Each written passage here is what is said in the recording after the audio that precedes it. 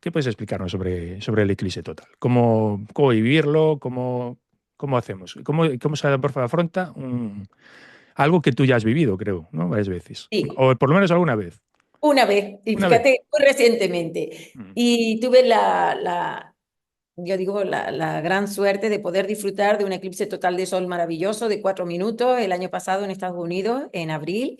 mm, Y bueno, este eclipse casi fue una tarea obligada porque al ser parte de la Comisión Nacional del Eclipse, al llevar desde hace ya 4 años trabajando desde la Fundación Starlight junto con la red Eclipse 262728 con nuestro querido amigo Mohamed Sol, mm, pues haciendo concursos de puestas de fotografía de puestas de sol cada 12 de agosto para que todos identifiquemos qué lugar es el óptimo para el eclipse del 226. Pero yendo por orden, antes de empezar con este detalle de cuál fue mi experiencia del eclipse y por qué mm, todos tenemos que presenciarlo y disfrutarlo, pues contar maravillosa coincidencia de que tras más de un siglo en la península ibérica no habíamos tenido la ocasión de disfrutar de un eclipse total de sol. Los eclipses son muy frecuentes a lo largo del año, mm, anulares, parciales e incluso totales, pero que se dé en un punto específico del planeta, pues puede ocurrir una vez cada 4 siglos, con lo cual es algo bastante inusual. Y es un evento natural maravilloso. Vamos a ver una parte del Sol que nunca se vería en ningún momento del año, salvo que pudiéramos artificialmente, como hacemos en los telescopios, coronografía, tapar el disco del Sol. mm, Es una joya esa corona solar. Y todo el evento, todo el proceso produce una serie de cambios, también la atmósfera, decrece la intensidad, podemos tener una percepción del color más escotópica, un poquito más de la noche, más en escala de grises, se produce un viento muy especial, cambia la temperatura muchísimo, decrece, no llega como al punto de la noche, pero sí puede bajar muchísimos grados. La bio, lo notas en la biodiversidad, que pueden de repente pueden ir a dormir, incluso muchas especies, o pueden dejar de cantar o cantar otras, ¿no? Realmente sienten que algo muy especial pasa. Eso desde el punto de vista sensorial, pero tanto desde el punto de vista emotivo, también desde el punto de vista científico, aporta gran cantidad de información a los científicos, lo ha hecho a lo largo de la historia, mm, tanto el descubrimiento del helio, el gas, junto con el hidrógeno más frecuente en el universo, y se descubrió en el Sol gracias a un eclipse, o la ratificación de la teoría de gravitación de Newton, que sirvió a Halley para también descubrir su planeta, su cometa, saber cuándo iba a pasar, perdón. O mm, lo mismo, por ejemplo, también sirvió para ratificar la teoría de relatividad de Einstein, ¿no? Cómo los fotones también sufren esa deformación del espacio-tiempo, ¿no? Al pasar mm, por un campo gravitatorio.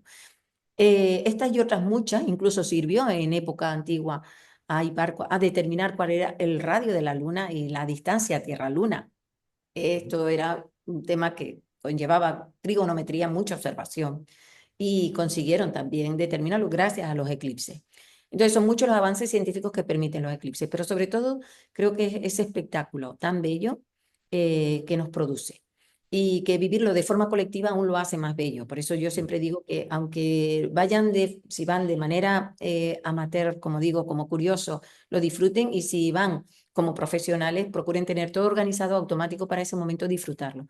Se mm, va a dar el 12 de agosto de 2026 un eclipse de sol total, pero es que vamos a repetir la experiencia en agosto de 2027, así como el 226 coge desde Galicia hasta Mallorca, mm, toda esa franja, o sea, cubre un 40% del territorio español los eclipses. mm, Podemos ver que va a llegar a muchas capitales también de nuestro país. Lo que único que resaltamos que el sol va a estar muy bajo en el horizonte, por tanto, podemos tener, como decimos, sombras, que pueden ser edificios, pueden ser árboles o pueden ser montañas. Entonces siempre hay que buscar zonas donde se vea bien la puesta de sol, mm, porque significa que ahí lo vas a ver. Es decir, busquemos los lugares de puesta de sol. Allí es donde vamos a poder ver dentro de la franja del eclipse el eclipse de sol. Pero es que además en 2027 vamos a tener otros que se va a poder ver desde parte de Andalucía, o sea, la zona de Cádiz, de Marbella, Ceuta y Melilla, y por supuesto pues hasta Egipto y el mm, norte de África, ¿no? mm, Y en 2028 vamos a tener otro eclipse maravilloso, no es tan llamativo porque es un eclipse anular, pero también es un tipo de eclipse parcial donde oculta, diríamos, una parte del disco solar, mm, pero se queda una pequeña, diríamos, perfil o anillo alrededor de esa sombra, ¿no? O sea que tenemos el Sol, la Luna se interpone, pero queda una parte del Sol todavía visible. Por Mm, eso no va a ser posible ver la corona como un eclipse total. Aún así es muy llamativo el proceso y se va a ver ya por la zona del Levante. Con lo cual, salvo Canarias, prácticamente toda España va a poder verse beneficiada. Y lo que sí que queremos, sobre todo ya organizándonos en este 2026, que es el que tenemos primero, iba a ser la prueba de fuego, aunque tuvimos una hora parcial que nos sirvió para entrenarnos.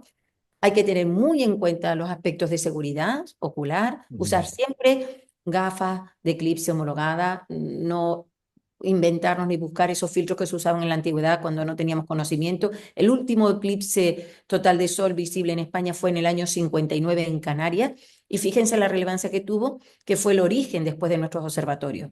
ah, O sea, fue parte de, en aquel momento llegaron el profesor Francisco Sánchez, fundador además del IAC y de la Fundación Starlight, y Torroja, Romañá, y ellos empezaron a hacer los primeros sondeos en una tierra donde ya 2 siglos atrás se había evidenciado que eran óptimas para la astronomía, ¿no? Pero los primeros sondeos ya sistemáticos se hicieron a partir de los años 60-70, después de este eclipse total de Sol. mm, Y se ha creado una Comisión Nacional del Eclipse dentro de la Comisión Nacional de Astronomía. Yo soy parte de ella dentro de la parte de contacto con los territorios y de la parte territorial. mm. Entonces, hay un aspecto muy importante que es informar a todos los territorios de lo que va a venir, que son la mitad de España que no tiene el eclipse va a venir a esa otra mitad y que vamos a tener visitantes, como ya están haciendo reservas desde Asia, desde Estados Unidos, que ya están reservando alojamientos y ya están reservando paradores y ya se están poniendo las pilas para llegar. Tenemos que ver que los lugares sean accesibles, evitar atascos, evitar colas. Hay que pensar en los servicios. Entonces, por eso queremos fomentar el día antes y el día después. Es decir, queremos además que ese día también estamos en el máximo de la lluvia de estrellas, de las lágrimas de San Lorenzo, de las Perseidas.